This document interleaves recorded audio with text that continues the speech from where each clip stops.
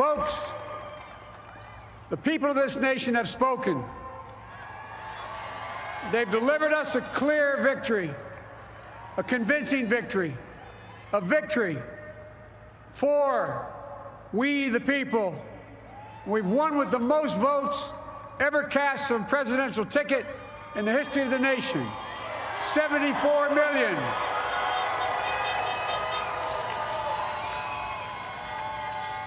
What I must admit has surprised me. Tonight, we're seeing all over this nation, all cities and all parts of the country, indeed across the world, an outpouring of joy, of hope, renewed faith in tomorrow, bring a better day. And I'm humbled by the trust and confidence you've placed in me. I pledge to be a president who seeks not to divide, but unify, who doesn't see red states and blue states, only sees the United States. And work with all my heart, with the confidence of the whole people, to win the confidence of all of you. And for that is what America, I believe, is about. It's about people. And that's what our administration will be all about. I sought this office to restore the soul of America, to rebuild the backbone of this nation, the middle class, and to make America respected around the world again, and to unite us here at home.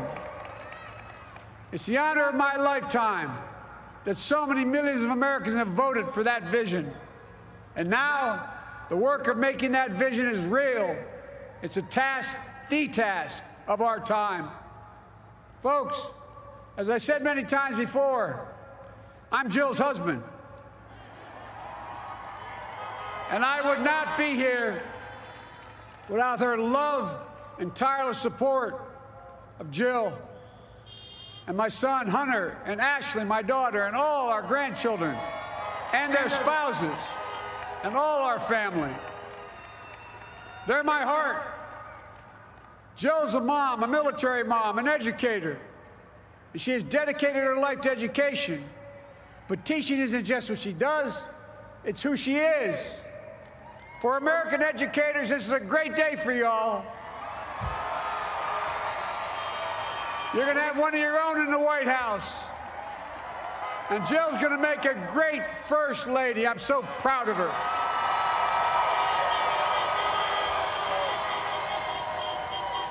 And I'll have the honor of serving with the fantastic Vice President who you just heard from, Kamala Harris,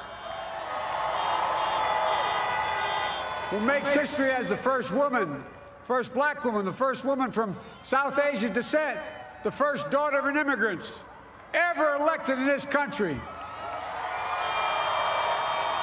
Don't tell me it's not possible in the United States.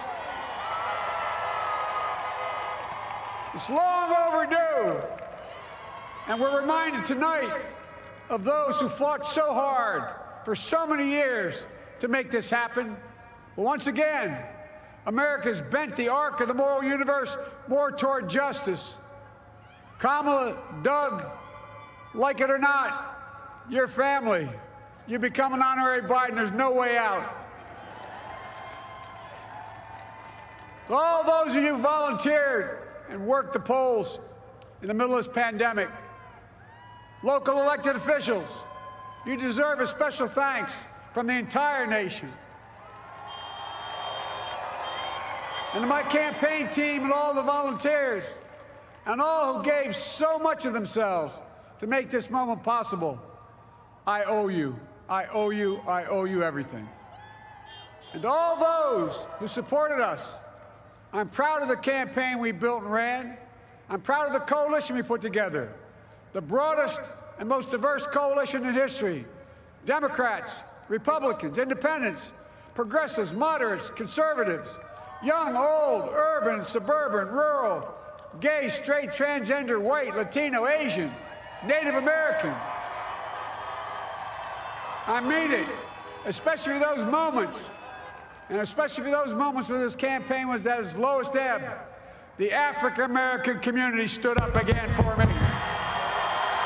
You've always had my back, and I'll have yours. I said at the outset, I wanted to represent this campaign to represent and look like America. We've done that. Now that's what I want the administration to look like and act like. For all those of you who voted for President Trump, I understand the disappointment tonight. I've lost a couple times myself, but now let's give each other a chance. It's time to put away the harsh rhetoric, lower the temperature, see each other again, listen to each other again. And to make progress, we have to stop treating our opponents as our enemies. They are not our enemies. They are Americans. They're Americans. The Bible tells us, to everything there is a season, a time to build, a time to reap, and a time to sow, and a time to heal. This is the time to heal in America.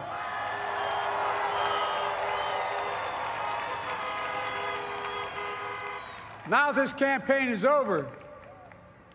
What is the will of the people? What is our mandate? I believe it's this.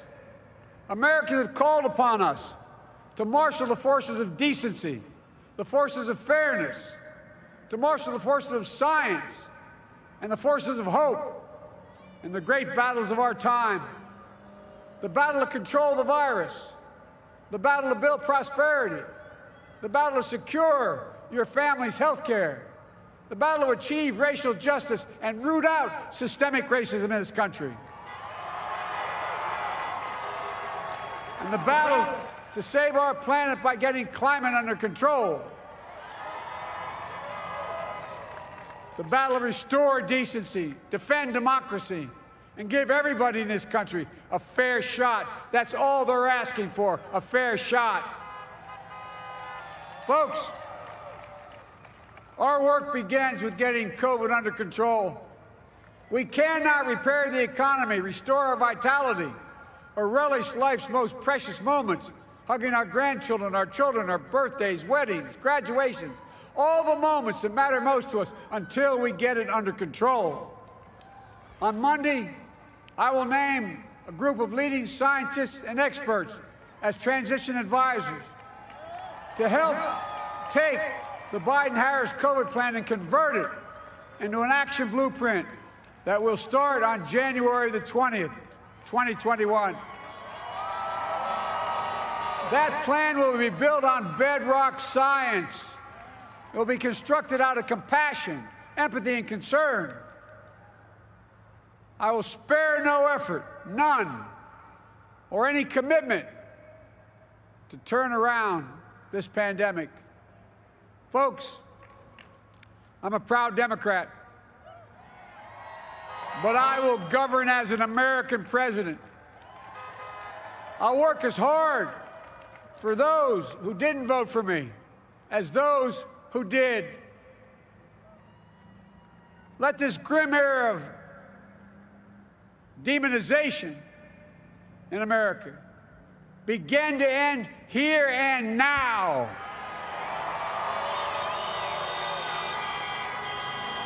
The refusal of Democrats and Republicans to cooperate with one another, it's not some mysterious force beyond our control. It's a decision, a choice we make. And if we can decide not to cooperate, then we can decide to cooperate. And I believe that this is part of the mandate given to us from the American people. They want us to cooperate in their interest. And that's the choice I'll make. And I'll call on Congress, Democrats and Republicans alike, to make that choice with me. The American story is about slow yet steadily widening the opportunities in America. And make no mistake, too many dreams have been deferred for too long. We must make the promise of the country real for everybody, no matter their race, their ethnicity, their faith, their identity, or their disability. Folks, America has always been shaped by inflection points, by moments in time where we've made hard decisions about who we are and what we want to be. Lincoln in 1860, coming to save the Union.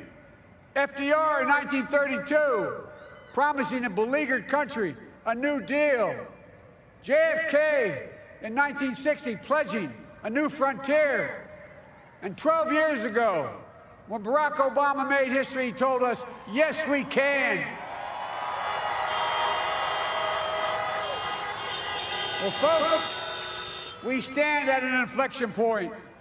We have an opportunity to defeat despair, to build a nation of prosperity and purpose. We can do it. I know we can. I've long talked about the battle for the soul of America. We must restore the soul of America. Our nation is shaped by the constant battle between our better angels and our darkest impulses. And what presidents say in this battle matters. It's time for our better angels to prevail. Tonight, the whole world is watching America. And I believe at our best, America is a beacon for the globe. We will lead not only by the example of our power, but by the power of our example. I've always believed, many of you heard me say it, I've always believed we can define America in one word: possibilities.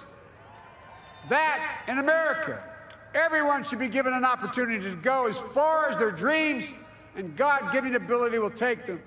You see, I believe in the possibilities of this country. We're always looking ahead to an America that's freer and more just, ahead to an America that creates jobs with dignity and respect, ahead of America that cures diseases like cancer and Alzheimer's, ahead to an America that never leaves anyone behind, ahead of America that never gives up, never gives in. This is a great nation. It's always been a bad bet to bet against America. We're a good people. This is the United States of America, and there's never been anything we've been not able to do when we've done it together. Folks, in the last days of the campaign, I began thinking about a hymn that means a lot to me and my family, particularly my deceased son, Bo. It captures the faith that sustains me and which I believe sustains America. And I hope it can provide some comfort and solace to 230,000 Americans who've lost a loved one to this terrible virus this year. My heart goes out to each and every one of you. Hopefully this hymn gives you solace as well. And it goes like this: and he will raise you up on eagle's wings, bear you on the breath of dawn, and make you to shine like the sun, and hold you in the palm of his hand. And now together, on eagle's wings, we embark on the work that God and history have called upon us to do, with full hearts and steady hands, with faith in America and in each other, with love of country, a thirst for justice. Let us be the nation that we know we can be, a nation united, a nation strengthened, a nation healed. The United States of America, ladies and gentlemen, there's never been anything we've tried we've not been able to do. So remember, as our grandpapa used to say when I walked out of his home when I was a kid up in Scranton, he said, "Joey, keep the faith." And our grandmother, when she was alive, she yelled, "No, Joey, spread it. Spread the faith." God love you all.